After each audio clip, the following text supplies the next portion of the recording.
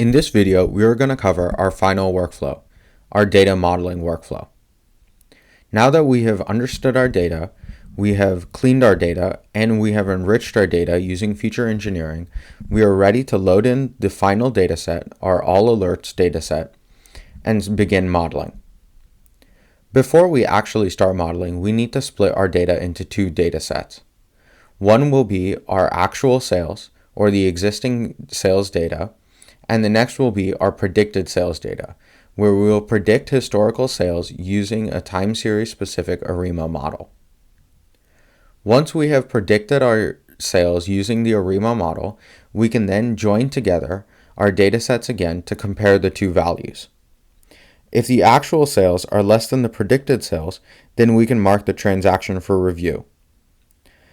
If the difference between predicted and actual sales grows over time, or the deviation, then we can analyze the inventory levels to then identify out-of-stock issues.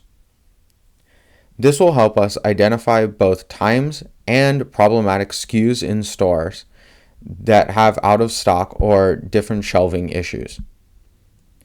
We then use our SQL nodes and we use our filtering node to then identify which specific SKUs and stores will have issues. Now let's take a look at the execution so that we can see this example in action.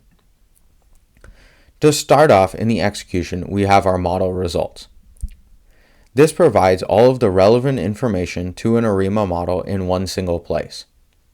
We can also save and export this across multiple runs so that we can compare our different modeling techniques. Finally, at the bottom, we have printed out our out-of-stock events. These were the off-sales alerts that were generated by the model that tell us which SKUs and stores and times will have potential issues in the future. Here we have identified two potential issues. Both of them are for the store ID 63 and for the SKU 57. However, they occur on different transaction dates. Here we have one on February 18th and the next on March 26th. Now that we have modeled this, we can then identify multiple issues across multiple SKUs also. However, in this example, we only have an issue with one SKU.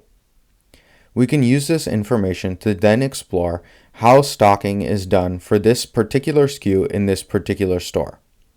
In this way, we can limit the scope of our analysis and identify particular issues for each one.